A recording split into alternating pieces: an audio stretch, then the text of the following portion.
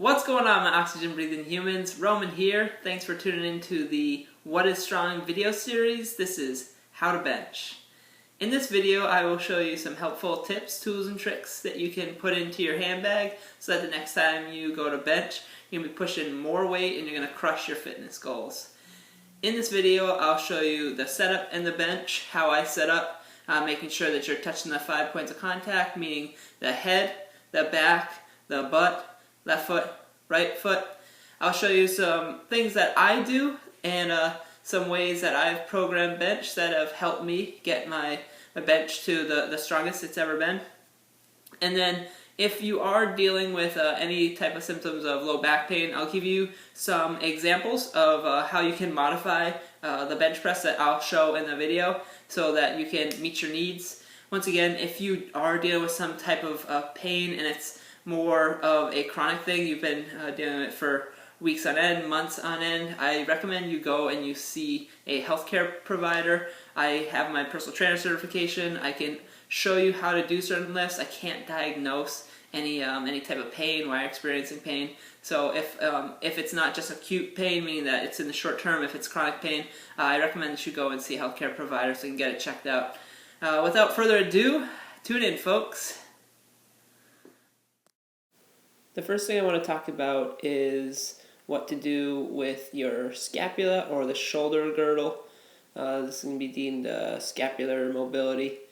Here I'm not a big fan of this method. It's essentially scapular depression, or bringing the scapula down, and then scapular retraction, or bringing the scapula together. You can see I'm pretty bunched up in the back here. This next clip is of scapular retraction. As you can tell, I bring the scapula together. I'm also not a big fan of this form of scapular mobility or your setup in the bench because you're pretty bunched up in the back, as you can tell. My recommendation for bench is scapular depression, right scap down, left scap down. I'm a big fan of this because this aids a lot of stability to the shoulder and also allows for a powerful contraction of the musculature of the upper back.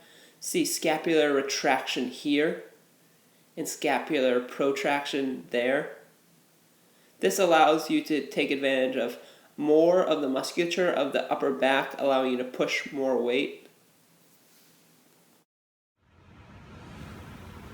After depressing my scapula, I like to put my traps into the bench and set up the arch. Note, if you do experience back pain while setting up an arch, please stay away from this. However, if you do not experience any type of pain while setting up the arch, this is a perfectly healthy and fine way to set up your bench before you unrack the weight. Note, 5 points of contact should be maintained during the bench press. Your head, shoulder, butt, right foot, left foot. Next, give your partner a countdown and get a lift off. This first bench press, I'm demonstrating coming down too high or putting the chest and shoulders in a compromised position.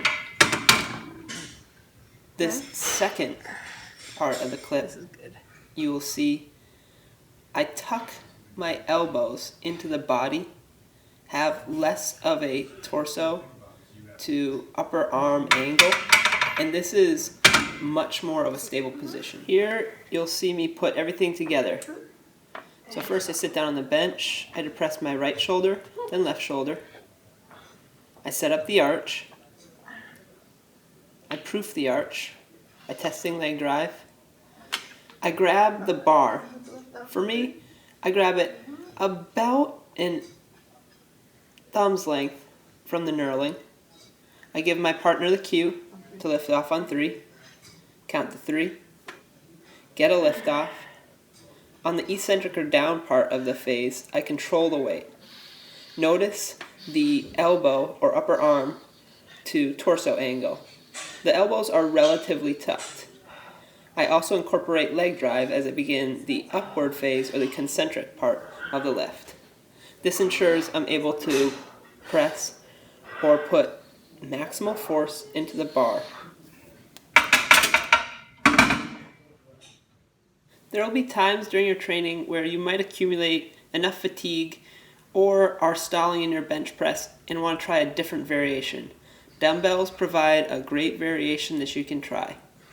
This first clip I'm showing the traditional dumbbell bench press with an arch setup. This next variation I'm going to show if you are experiencing symptoms of low back pain and still want to bench. This may help alleviate or at least reduce the pain you feel when you're benching. So I'm flattening out my low back and I'm also lifting my feet up onto the bench. This is going to be a little bit less stable, so make sure you start off with a lower starting weight. And similar principles apply where you're going to want to make sure that your elbows are relatively tucked. It depends on your make and model, if you will, but there's a great variation on the bench press. Lastly, I wanted to show the barbell bench press if you were experiencing some sort of low back pain or if you're just not comfortable setting up an arch.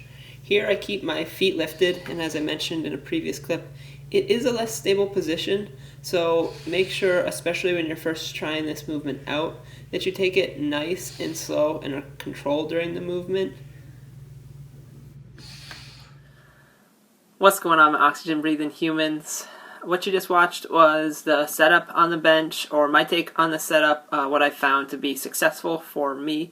Definitely try a couple different strategies out, watch other fitness people, and test out what recommendations they have for you. I've found that this style or this method is most successful for me and has what's led me to my strongest bench to date.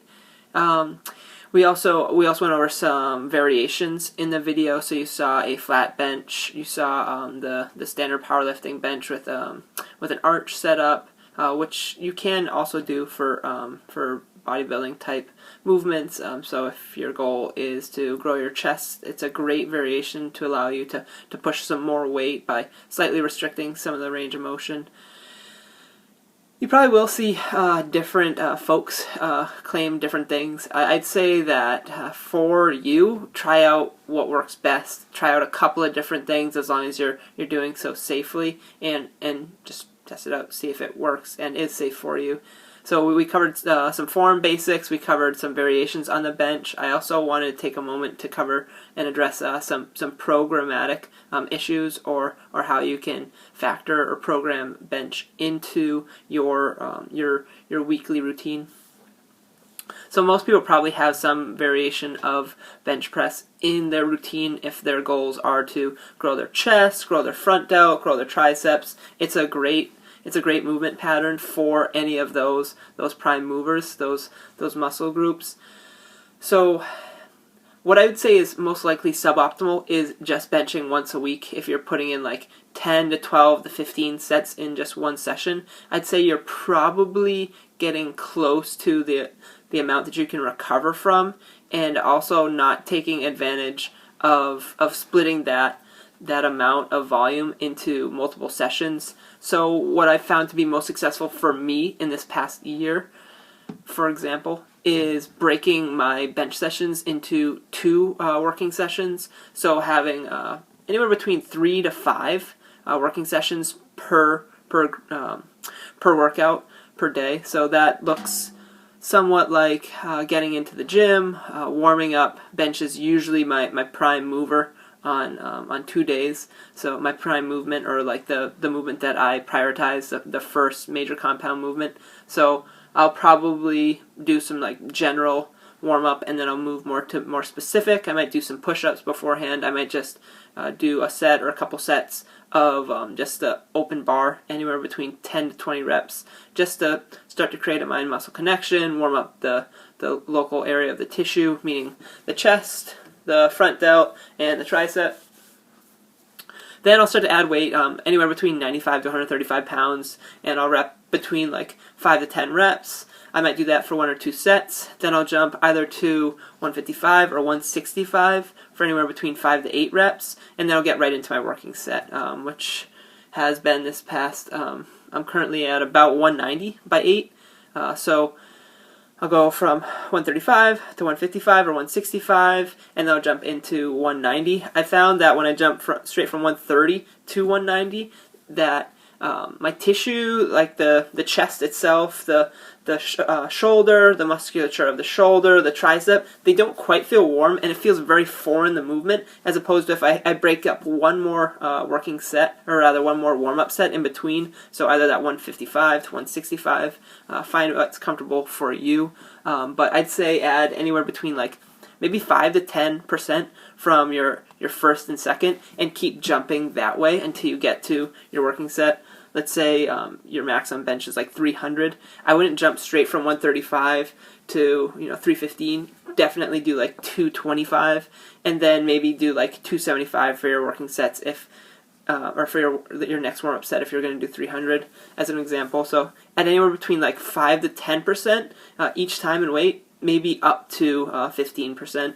Any more than that is you could test it out. Some people would probably say that it's successful for them, but I've tried two times per week frequency on bench. That's been very successful for me. This next year I'm going to try upping the volume, or upping the frequency, dropping the volume a little bit. So I'll probably start at 3 sets per session. So start at 9 sessions per week. So 3 on Monday, 3 on Wednesday, 3 on Friday, for example, or I'll mix up the days a little bit. But having at least 1 rest day in between, just so that I can add a little bit of time for recovery. But at 3 working sets, I don't anticipate myself being too sore or having damaged the muscle enough where it would create a situation where I'm not able to put maximal amount of force into the bar. So I'm going to try out 3. I'll post it on my Instagram. I'll let you all know what my successes are with that. I'll probably work up to anywhere between 12, maybe 15 sets a week. 15 I think would be pushing it. I think I'd probably be running into some recovery issues if I do that. But I'll have some other movements sprinkled in there because one of my goals is to fill out the chest a little bit more. So I probably will have at least 1 day of incline in there. So anywhere between like 2 to 4 sets. And then yeah, probably just incline.